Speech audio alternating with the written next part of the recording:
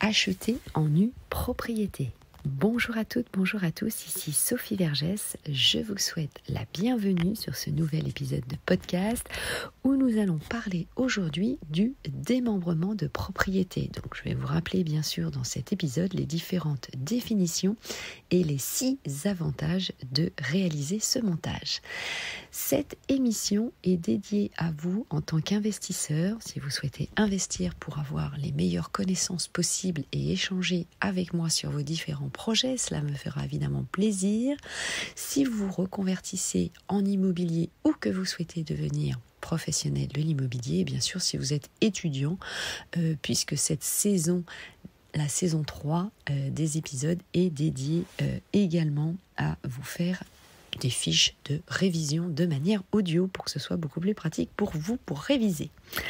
Allez, c'est parti, partons maintenant sur ce sujet. Alors c'est vrai qu'on en parle peu en fait de cette façon d'acquérir et de n'acquérir qu'une partie de la propriété. Alors, je vous rappelle déjà la définition de l'acquisition d'une propriété, c'est-à-dire que lorsque vous allez acquérir, investir dans un bien immobilier, vous allez acquérir ce que l'on appelle en pleine propriété.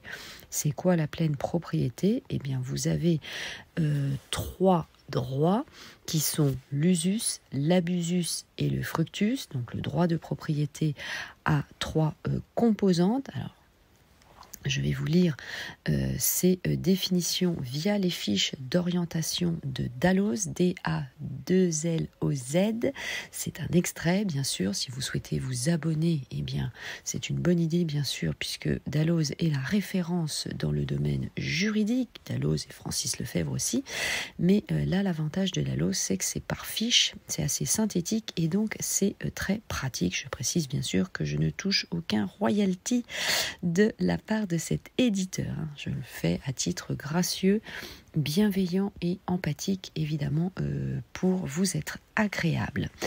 Alors, l'usus, eh bien, ça vient du latin, bien sûr, vous en doutez, qui veut dire usage. Ça correspond au droit pour vous, en tant que propriétaire, d'utiliser votre bien immobilier comme vous l'entendez. C'est-à-dire que vous pouvez choisir d'en faire usage ou bien de décider tout simplement de ne pas vous en servir.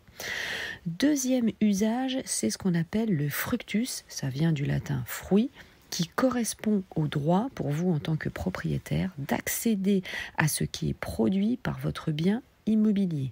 Les fruits, eh bien, ça va être évidemment les revenus.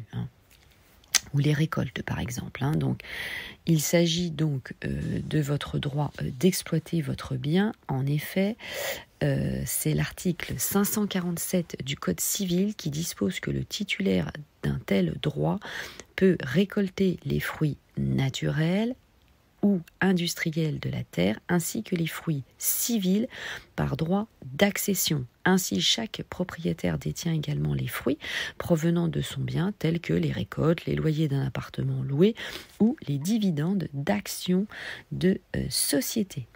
Ensuite, troisième et dernier droit, c'est ce qu'on appelle l'abusus. Ça vient du latin, toujours, ça veut dire utilisation complète qui correspond au droit pour vous, en tant que propriétaire, de disposer de votre bien comme vous l'entendez, c'est-à-dire 1. Le conserver, 2. Le vendre, 3. Le donner et 4. Le détruire. Ça, c'est moins connu, mais en tout cas, c'est exactement ce que vous pouvez faire. Alors, donc, en résumé, vous l'avez compris, l'usus, c'est l'usage, se servir de la chose, comme on dit, en droit immobilier. L'abusus, c'est le droit d'en disposer. Et le fructus, c'est le droit de percevoir les fruits de la chose, la conserver et de les consommer, bien sûr, sans altérer votre bien immobilier, puisque évidemment dans le fructus vous devez percevoir, comme son nom l'indique, vos loyers. Alors ensuite, maintenant, venons-en à la définition de la nue propriété. Donc la nue propriété, c'est un démembrement de propriété, c'est-à-dire que vous allez couper la propriété en deux, vous l'avez compris. D'un côté, c'est ce qu'on appelle la nue propriété, et de l'autre côté, ce sont évidemment c'est l'usufruitier. Donc on va voir évidemment cette définition un petit peu plus en détail. Alors je me suis servi pour ça du site servicepublic.fr. Alors cette différence, en fait, elle va tenir uniquement aux droits plus ou moins importants sur un bien immobilier. La pleine propriété, donc comme je viens de vous le dire, c'est l'usufruit et la nue propriété. Alors, dans la nue propriété, c'est pour vous le droit, en tant que propriétaire, de disposer de votre bien sans pouvoir l'utiliser, ni en avoir la jouissance conférée à un usufruitier, ni en tirer un revenu locatif. Donc, vous allez avoir ce qu'on appelle l'abusus, uniquement l'abusus. Et ensuite, vous pouvez, en tant que nu propriétaire, vendre votre droit de propriété sans vendre la jouissance du bien. Donc le nu propriétaire, c'est l'abusus. Vous n'avez pas l'usus ni le fructus, alors que l'usufruitier, lui, évidemment, à l'inverse, il a l'usus et le fructus. Alors ensuite, penchons-nous sur les avantages d'acheter en nue propriété.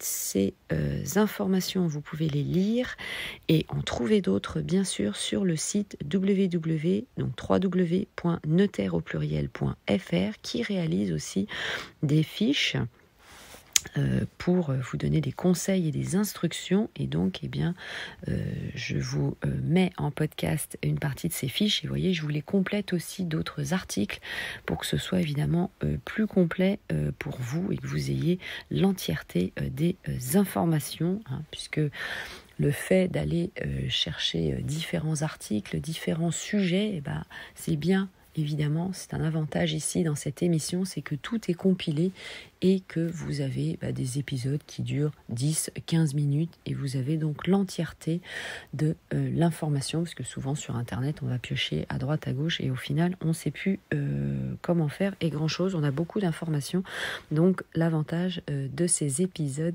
je vous les mets en musique, comme qui dirait l'autre. Alors, évidemment, si vous souhaitez des sujets particuliers, si vous souhaitez échanger avec moi, cela me fera évidemment très plaisir. N'hésitez pas à utiliser les réseaux sociaux. Par exemple, le groupe Facebook, Investir en immobilier, l'immobilier au féminin, les comptes Instagram, TikTok, YouTube, Twitter et bien sûr Clubhouse, où je suis régulièrement présente. Je vous réalise des masterclass plusieurs fois dans la semaine, donc 2 heures nous échangeons ensemble. Le samedi, c'est un live spécial où nous allons parler des actualités bâtimentaires et juridiques. Donc je vous réalise plusieurs sujets, plusieurs grandes émissions, on va dire, évidemment, dans la semaine. Et n'hésitez pas à vous abonner à la plateforme d'épisodes ici pour pouvoir écouter les différents épisodes et être alerté. Allez, je continue donc sur les 6 avantages d'acquérir la nue propriété. Alors, premier, c'est le prix, évidemment, puisque le prix va être attractif. Ça vous permet de constituer un patrimoine immobilier à moindre coût, puisqu'il y a une décote sur le prix d'acquisition du bien de l'ordre de 40%, je vais y arriver, par rapport au prix du bien si vous acquériez l'entièreté des droits. Mais ça se comprend, puisque c'est un démembrement et donc vous n'acquérez qu'une partie des droits immobiliers. Deuxième point, c'est l'absence de charge pour le nu propriétaire. En effet, c'est l'usufruitier, donc j'ai envie de dire l'autre propriétaire des droits, qui va se charger du bien immobilier, qui assure les réparations d'entretien, partie privative, partie commune. Attention par contre, les grosses réparations sont à votre charge, c'est l'article 605 et 606 du Code civil. Donc ça, c'est important aussi à comprendre. Troisième point, c'est que la pleine propriété est sans frais et sans fiscalité à la sortie. C'est surtout ça qui est intéressant. Je vais vous donner évidemment des exemples. Donc, au terme du démembrement, puisqu'il y a une durée qui est en général 10, 15, 20 ans ou à la fin de vie évidemment de l'usufruitier, vous récupérez la pleine propriété. Donc, c'est une... Voilà, vous n'aurez pas d'argent évidemment à sortir. Donc la durée est définie à l'avance. Ça, c'est très important de comprendre que le terme, la fin, est définie à l'avance. Et donc vous avez également, je vais vous donner un autre exemple, la société Perle, P-E-R-L. Par exemple, vous pourrez aller sur leur site internet et avec même un guide de conseil de démembrement de propriété. Pareil, je ne touche évidemment aucun royalty de ces sociétés. Eh bien, vous pouvez évidemment avoir ce qu'on appelle un démembrement temporaire avec un usufruit locatif social. Donc, vous l'avez compris tout de suite avec le nom, c'est par un bailleur professionnel. Donc, l'usufruit est cédé justement par ce bailleur professionnel qui, en contrepartie, assure la gestion locative et l'entretien du bien. Donc, c'est le terme là, la durée de cette acquisition est définie entre 10, 15 ou 20 ans. Donc en règle générale, là, la plupart du temps, les dossiers, c'est au bout de 15 ans que vous allez avoir la pleine propriété. Donc je vous invite évidemment à vous renseigner sur ce sujet. Vous voyez, là, ça permet d'ouvrir évidemment vos possibilités. 4e point, c'est défiscaliser ses revenus fonciers. Pendant toute la période du démembrement, l'opération n'a aucune incidence en termes d'impôt sur votre revenu, dans la mesure où vous n'encaissez pas les loyers, évidemment, du logement donné en location. Et en cas d'acquisition à crédit, les intérêts d'emprunt sont déductibles des autres revenus fonciers, à condition que l'usufruitier soit un bailleur social, donc comme là je viens de vous en parler précédemment, ou un bailleur imposable à l'impôt sur le revenu. 5e et avant-dernier point, c'est réduire sa base IFI. IFI, c'est quoi? C'est l'impôt sur la fortune immobilière.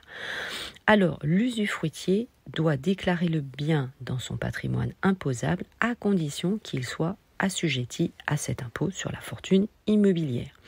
Il est alors redevable sur la pleine propriété du bien.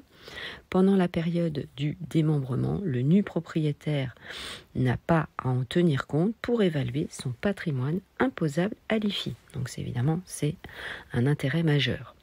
En revanche, les dettes afférentes à la nue propriété ne peuvent plus être déduites de l'actif taxable à l'IFI depuis la loi de finances rectificative pour 2013. C'est l'article 885G quater du CGI, du Code général des impôts.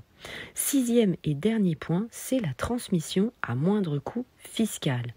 Si vous souhaitez transmettre le bien immobilier à vos héritiers, et c'est le cas le plus connu, on va dire, dans le démembrement de propriété et le plus usité aussi, donc, si vous souhaitez transmettre de cette manière, dans la mesure où seule la nue propriété leur sera transmise, les droits de donation seront calculés uniquement sur la valeur de cette dernière. C'est tout l'intérêt, évidemment, vous l'avez compris, de cette disposition.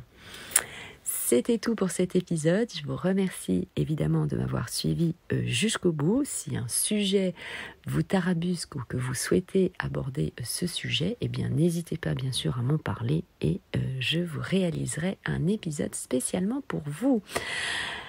Merci beaucoup, merci de m'avoir écouté. Je remercie également Sylvain et Julien puisque la saison 3 a été spécialement montée pour eux, pour leur mettre le pied à l'étrier en initiation en droit immobilier et répondre à leurs premières questions. Et évidemment, comme vous le voyez, ça sert à tout le monde. Allez, merci à vous, portez-vous bien, je vous embrasse très fort, très bon investissement à vous, à très bientôt. Ciao, bye bye et bien sûr à tout de suite dans les commentaires. Je vous embrasse, portez-vous bien.